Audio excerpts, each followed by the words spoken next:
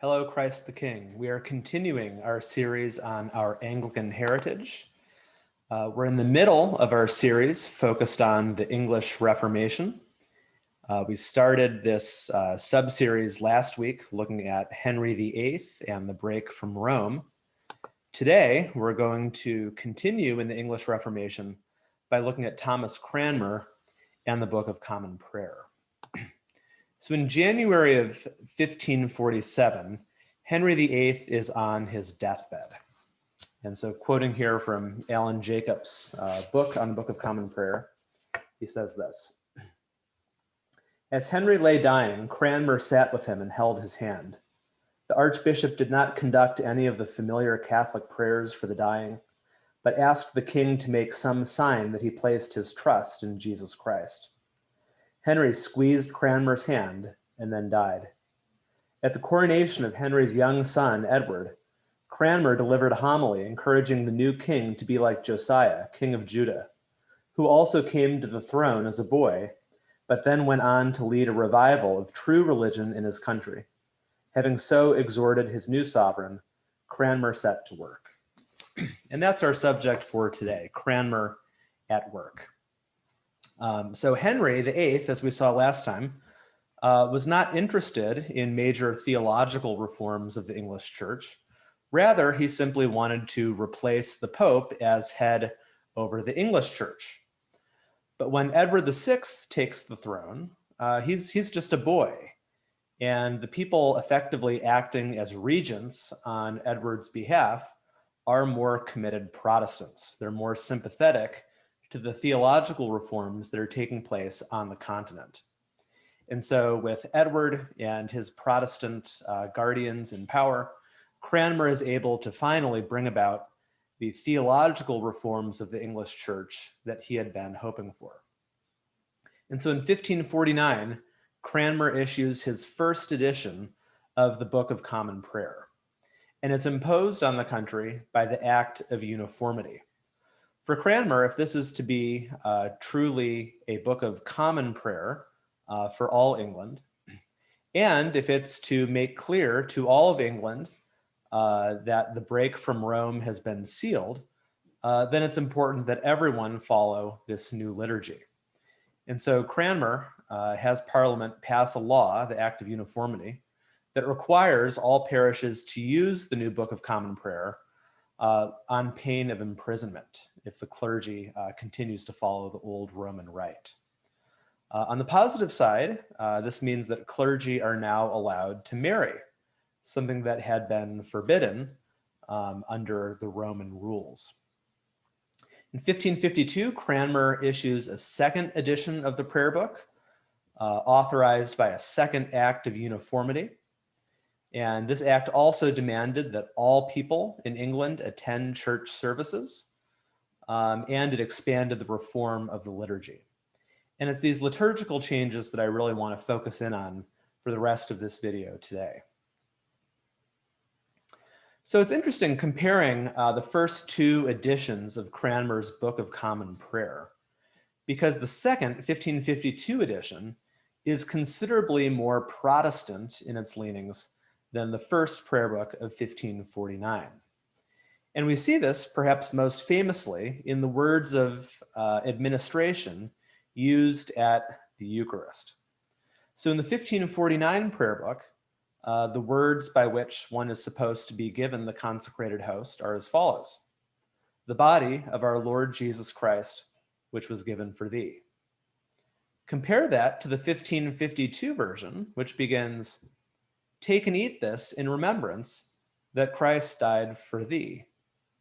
So 1549, this seems to have a higher view of the sacrament of the Eucharist. At minimum, the real presence of Christ in the consecrated host.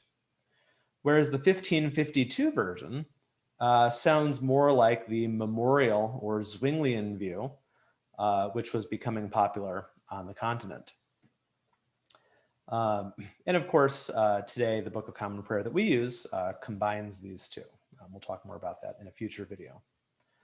Also interesting in the 1552 prayer book, kneeling for communion was highly discouraged. This is the so-called black rubric because it was printed in black instead of red. And according to most scholars and historians of the liturgy, this marked a firm rejection of the doctrine of the real presence. And people see this as the height of the Protestant influence on the English Reformation. Anything that seemed remotely superstitious or that somehow smacked of transubstantiation in any way was to be thoroughly rejected by the Reformed English Church. So let's think about some of Cranmer's liturgical reforms more broadly. Generally speaking, Cranmer sought to restore the ancient customs of the church and eliminate a lot of the later accretions that had built up in the medieval period. For instance, prayers to saints, not something we see in the New Testament or the earliest church fathers, something that becomes a huge part of the medieval church. And so Cranmer wants to get rid of things like that. So we see Cranmer simplifying the liturgy, changing the liturgy from being in Latin to English, where people can understand the service, and therefore allowing for greater congregational participation in the worship of the church. Cranmer also places a high emphasis on sermons and the reading of the scriptures, which were given a high importance in worship, according to the Book of Common Prayer. Now, a lot of the country clergy at this time were not particularly well educated.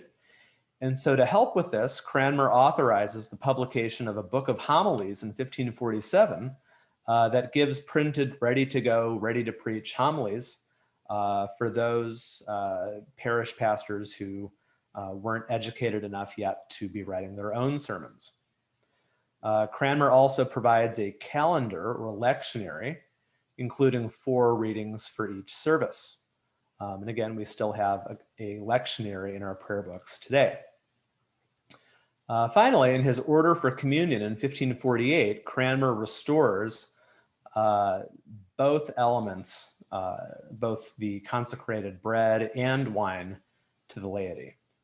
So in the Middle Ages, it was customary for the laity to not receive the consecrated wine, but Cranmer restores both bread and wine to the laity. So that's the communion service, but the other really important innovation of Cranmer's prayer book is how he consolidates the canonical hours into the 2 rites of morning and evening prayer. So in an earlier video, we learned about Benedictine monasticism and how in the Rule of St. Benedict, Benedict sets out these 8 monastic hours, 7 during the day and 1 at night, that all of his monks were called to observe. The problem is that for most of us, finding 8 times a day to set aside a chunk of time for prayer is just going to be simply impossible. And so how, Cranmer asks, can ordinary people still pray faithfully? And he determines that if 8 is perhaps unrealistic for your average farmer or merchant in England in the 1500s, Cranmer says, well, we can all pray twice, when we rise and when we go to bed. And so this becomes Cranmer taking the monastic rites of matins and evensong, simplifying them into what the prayer book calls morning and evening prayer. And one of the things that we see throughout the morning and evening prayer are the presence of collects. So a lot of the collects that we have in our prayer book today, in fact, go back to Cranmer's own pen. So these collects often follow a pretty similar form. They usually start with a salutation and an acknowledgement of some core truth. From there, there's usually a petition and some kind of aspiration moving forward, and then a concluding appeal to Jesus Christ. So Cranmer pens a lot of these collects, and many of them are still found in our prayer books today. Cranmer in the prayer book also revises a number of other very important church rites. So for instance, Cranmer provides a liturgy for the visitation of the sick. Now in the medieval period, it would have been much more common for priests to pray to the saints or the blessed departed on behalf of the person who is sick. But for Cranmer, the saints are merely exemplary figures. They're role models. They're inspiration for us. And instead, there's only one mediator between God and man, and that is Christ. And so the prayers for the sick are made directly to Christ. Another interesting development is with the solemnization of marriage, the marriage rite, because Cranmer adds a third purpose to the rite of marriage. So traditionally, the reasons for marriage that would have been pronounced would have been number one, procreation, and number two, keeping people from sin. But Cranmer, interestingly, adds a third for the mutual society, help, and comfort that the one ought to have of the other. So more of a friendship, companionship element. And Cranmer adds the wonderful phrase, to love and to cherish, to the marriage vows. And then in revising the order for the burial of the dead, we see Cranmer emphasizing the hope of bodily resurrection. So to go back to Jacobs, summarizing the spirituality that Cranmer has brought together in the Book of Common Prayer, as opposed to the Middle Ages, here's what Jacobs said. In the world of the prayer book, then, the individual Christian stands completely naked before God in a paradoxical setting of public intimacy. There are no powerful rites conducted by sacerdotal figures while people stand some distance away, fingering prayer beads or gazing on images of saints whose intercession they crave. Instead, people gather in the church to speak to God and to be spoken to by him in soberly straightforward, though often very beautiful English.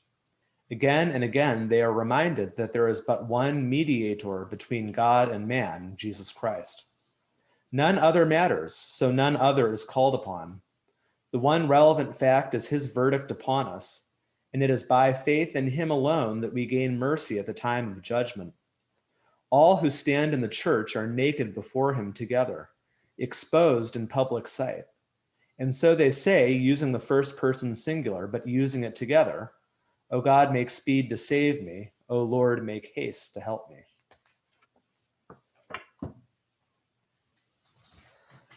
Another thing that's worth pointing out about this period is that Cranmer's new liturgy requires new church music. Historically, the church has sung her prayers. And so Cranmer turns to the reformer John Mirbeck to compose music for his services. So this perhaps answers a question you've had in your CTK bulletin. You see John Mirbeck's name everywhere. And maybe you thought he's part of some hot new boy band craze sweeping the country. Maybe he's a member of Hillsong. No, he was actually a 1500s era composer. So sorry to disappoint. But in 1550, Mirbeck published the Book of Common Prayer Noted, containing music for the Eucharist and for the daily offices. His style is characterized by an easy and flowing nature based on medieval plainsong, greatly simplified. And what Cranmer was looking for was for every syllable, a note. Indeed, even for someone like myself who really can't sing or chant very well, I'm often able to follow along with most of Mirbeck's compositions. What this does is it makes church music less professional and more useful for the congregation because it's accessible to everybody. And of course, Mirbeck's settings are still used by many Anglicans today, including at CTK. All right, that brings us to an end of our discussion of Cranmer's major liturgical forms in the prayer book. And so I look forward to our Zoom discussion, and we'll consider how some of these liturgical changes are still specifically seen in more detail in the 1928 prayer book.